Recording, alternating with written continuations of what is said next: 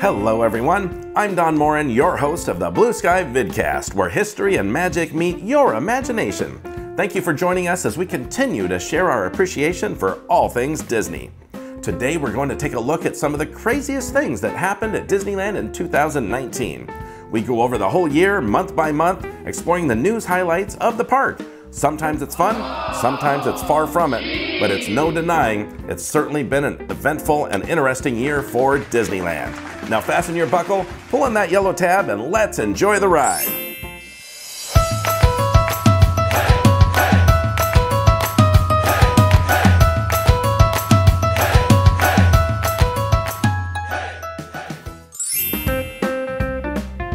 January 2019. Parades are an everyday staple at Disneyland, but this is something you just don't see. Santa Claus fell out of his sleigh. What? But that's what happened during a Christmas Fantasy afternoon parade when the sleigh apparently broke and sent him down. Luckily, like other parade performers, he was wearing a safety harness, so he wasn't injured, but was just stuck there until he could be rescued. Fortunately, Santa was back doing his thing in the parade on the following day, using a different float, of course, while his sleigh was in the shop being repaired. February 2019, an unexpected Space Mountain exit. Disneyland's popular Space Mountain attraction was closed for several days after a man climbed off the roller coaster while it was in motion on the second lift hill. According to Disneyland officials, the man in his 20s was unhurt and was guided to safety by park employees. He was able to walk to a first aid station and was later taken to a hospital as a precaution. The man apparently used force to maneuver his way out of the roller coaster's vehicle lap restraint. I know when I get the urge for a Disneyland corn dog, I get a little crazy, but this guy was ridiculous and unsafe for himself and others. Safety first, my friends. March 2019, let there be light. After nearly a year of being closed because the entire fountain and lighting platform was accidentally submerged while it was being worked on, World of Color reopened in DCA. World of Color, an evening spectacular featuring classic Disney music synchronized to projections and water fountains, went on hiatus at the Disneyland Resort back in April 2018, when Disney California Adventure's Paradise Pier closed for refurbishment. After nearly a year of being closed, the signature nighttime show officially reopened at DCA on March 1st, 2019. April 2019. We be taking on water, Cap'n! In Fantasyland. Disneyland forced an emergency evacuation of its Storybook Land Canal boat ride after water flooded into one of the boats. There were 10 people, both children and adults, on board the attraction when the evacuation took place just before noon. The riders, along with one ride operator, were transferred to another boat when their ship began to take on water. Nobody was injured and riders seemed in good spirits after the incident. Disneyland did provide dry clothes and shoes to those who got wet on the ride. The ride is one of the originals at the park and is known for being one of Walt Disney's favorites. May 2019. New stroller and smoking rules took effect. Back in May, Disneyland instituted a ban on smoking and oversized strollers as the resort geared up for the opening of Star Wars Galaxy's Edge later that month. The rule changes announced back in late March were designed to reduce congestion, make it easier to move around the parks, and provide a more enjoyable experience overall, according to Disneyland's website. One of the key changes is a limit on stroller size, which can no longer be larger than 31 inches wide by 52 inches long. Stroller wagons also will not be permitted inside Disneyland or Disney California Adventure, and smoking was completely banned inside the theme parks, the Esplanade, and the Downtown Disney District. The ban also includes electronic cigarettes and vaping. June 2019, booze comes to Disneyland. You know, when DCA opened, they started serving alcohol right away, and you see people walking around with beers and different drinks, but you've never seen that in Disneyland, right? And in Galaxy's Edge, in Oga's Cantina, they do serve alcohol in there, but you can't take it out, you can't take it with you, you have to drink it inside there, and there's a lot of unique atmosphere in there, so it kind of fits. That's the Cantina from Star Wars, or a similar one, so it's kind of fun in there, and we'll see what happens in the future if they start to introduce alcohol in different parts of the park. I'm guessing they will within the next 5 years, but you know, it's to be determined. We'll see what happens there. So we invite you to comment below and tell us what you think of alcohol being introduced into Disneyland. Would you like to see it expanded like it is over at DCA, or do you prefer that it's kind of just staying right there in Olga's Cantina in Galaxy's Edge, or maybe even added a couple sit-down restaurants? Comment, let us know what you think. July 2019, it's too hot in Toontown. A family engaged in a brawl that went viral. Pure pandemonium. Men were hitting women. It was kind of crazy. Everyone saw the video. Helpful guests even tried to intervene, and it took Disney security like 4 to 5 minutes to get there. So there was a lot that happened. Kids crying, just a lot happening. That was just a kind of a sad experience. And people ended up going to jail, and it was a crazy sight in Toontown of all places, right? It's just amazing. You know, it's reasons like this why I try and eat every 30 minutes or so. Corn dog, churro, Dole Whip, fried chicken dinner, because I don't want to get hangry. I'm not saying they were, but you know, it's crazy stuff. And hopefully we won't see things like that again in the parks, because it doesn't fit, right? I mean, even in whether it's Toontown or Adventureland or anywhere else, everyone be safe. Let's take it easy out there. Let's handle our emotions and hopefully be safe across the parks. So to quote Cinderella, have courage and be kind. August 2019, the Matterhorn has an avalanche. The left side of the track had a large part of the ceiling and facade fall, leading to many conversations about the future of this ride. So when this happened, you could see it from the outside, right? Part of the Matterhorn, you probably saw pictures online, and only one side of the track was running, so the lines got exponentially long for the Matterhorn, which was too bad, but they had to take a long time to fix this. I mean, looking at the structural damage as well as the facade damage, because this ride is, you know, 59, we're talking 50 years old. Built in 1959, 50 years old, and you know, how strong is that structure? So I'm sure they're assessing that, and they continue to assess it. I do know that they did open up the second track after some time, but I'm sure they're looking at a lot of different areas. Maybe the whole attraction needs a complete refurbishment. Maybe they'll rebuild the mountain. Maybe they'll replace it. I don't know. And who knows? That could be 10 years, 20 years in the future. Will it last another 50 years? I don't know.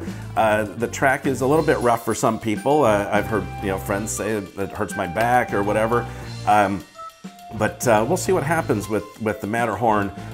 You know, it's a classic, obviously. It's one of the mountains, right? So you got Space Mountain, Thunder Mountain, Splash Mountain, and the Matterhorn. And it's part of the mountain range. So I can't picture Disneyland without the Matterhorn. But who knows what will happen in the future? Comment below, let me know what you think. Do you want to keep the Matterhorn forever and you know, keep refurbishing it so it looks good? Or would you like to see it replaced with something else? Maybe Tron or Star Wars or Marvel or Simpsons. I'm kidding, I'm just kidding. We don't want to replace it with any of those things. But what's feasible in the future? You know, when year 100 happens, what will Disneyland look like? Comment below, we'd love to hear. September 2019. Where is everybody? It was all anyone could talk about all summer. The failure of Galaxy's Edge. Entire YouTube channels got built on the premise of trolling Galaxy's Edge. Why? Come on, people. I mean, yeah, some people didn't show up, and the attendance wasn't as high as expected or what people thought, but maybe that was part of the reservation system. Maybe people are waiting for that second attraction, which opens pretty soon here, to open so that they could go see that. Yeah, I mean, a trip to Disneyland for some people is once every couple of years. Maybe they wanted to wait. For me, I wasn't too upset that there weren't a lot of crowds in Disneyland. I mean, I was enjoying the park, actually. I went there several times and enjoyed the lesser crowds, but I don't think it's a big deal. I think people made more of it than it was, but it was a thing, right? I mean, Galaxy's Edge, 14 acres added, one attraction, which is a great attraction. I love the Millennium Falcon ride, but maybe they cut too much of the live entertainment. Maybe they didn't add enough live entertainment. Maybe not a lot to do. Go build your lightsaber, build the droid, ride the ride, eat some food. Maybe people weren't all that excited, but with the second attraction opening up, and I think they're going to add more roaming droids and other live entertainment, I think you're really going to see things pick up. You know, one thing Disney did do to prepare for the big crowds when Galaxy's Edge Edge opened was doing this change to all of the park, removing curbs, adding more walking space, removing those big rocks, the French fries in front of Tomorrowland, for example, and really widening all the walkways. They found that those adjustments that they did make to all the walkways are making a big difference. So I think once the second attraction opens in Galaxy's Edge and we're seeing more attendance in the parks, we're also going to see that the traffic flow is much better. So I'm excited to see that. October 2019, Ned the Cat of Trader Sam's. On this light, crazy kind of news month, we wanted to highlight one of Disneyland's cats that showed up. Ned arrived at Disneyland and received his profile on DisneylandCats.com, actually. Funny. Wonder if I'll ever get... No, I guess I can. I'm not a cat. This little guy hangs out at Disneyland Hotel, all over the grounds there. While he is also a frequent hangout at Trader Sam's, he doesn't like to venture into downtown Disney or the parks. Kind of a smart cat, I guess. He knows a good thing when he sees it and likes to chill by the pool and order room service, I'm sure. I didn't even know this until I saw this story, but Cats of Disneyland is a thing on Facebook and as well as their own website, which is crazy. It's hilarious. Cracks me up, but it's a thing. They have a lot of followers and there's a lot of cats all over Disneyland, as we all know. And we all take pictures of them, of course. I've got a ton of pictures of all these cats all over Disneyland. But this guy's funny. He showed up out of the blue last fall and decided he's gonna hang out at Trader Sam's. My kind of cat. So comment below, let us know which cat is your favorite cat. Mine, I'd have to say over at DCA, I see this cat over by Grizzly River Rapids. He's kind of black and orangey and always kind of hanging out over there. So let me know which cat's your favorite. And maybe you'll see Ned over at Trader Sam's. November 2019. At Disneyland Paris, a Swiss tourist had planned the trip of a lifetime, taking LSD while on vacation. What could possibly go wrong with that? Apparently plenty, as this guy wound up in jail on narcotics charges after disappearing into a lake and Adventureland inside the park and launching a 130-person search with helicopters and dogs, only to turn up hours later, naked and confused, on a quiet residential street about a mile away. Wow. The search party that came to include 10 divers, 10 policemen, and 30 firefighters, as well as 80 Disneyland Paris employees.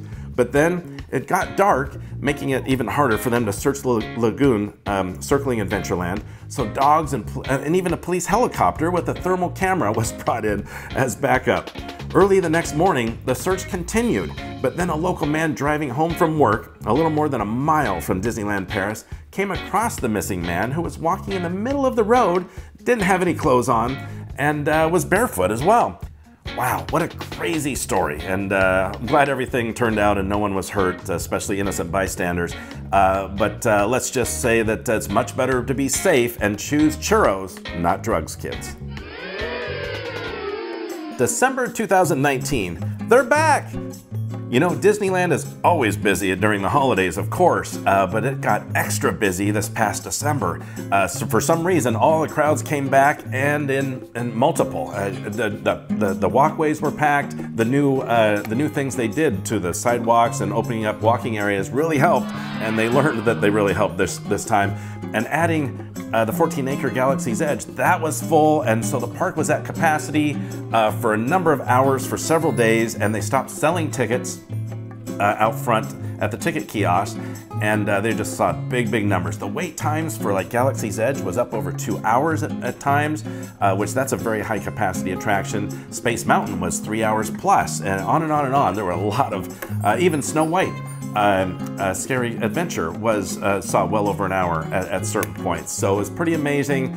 Lots of big crowds. Is that something that we're going to see going into 2020 now with the new ride opening in Galaxy's Edge? And is the park really going to be seeing some capacity numbers this spring come Easter time and spring break? That's to be determined. I'll be very curious to see that, and I'll be there. Comment below. Let me know when you're going to be there this year, or are you going to stay away until you see what the crowds do? You know, it's all to be determined. I'll be there several times. I was there in January, and I'm going to be there in April and June and some other months, so I hope to see you there as well.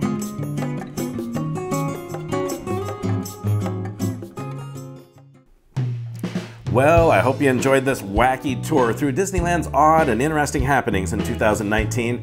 Let us know your thoughts on these crazy stories in the comments below, and also let us know how we're doing, and if there's a special topic you would like for us to cover in a future episode. Thanks for joining me. I'm your host, Don Morin, for the Blue Sky Vid-Cast, where the magic and history of Disneyland meet your imagination. There is so much more to come with Blue Sky Vid-Cast. If you enjoy the show, we would love for you to like and subscribe, and be sure to share it with your friends and other Disney fans, of course. See you next week. Thanks for watching. Bye-bye.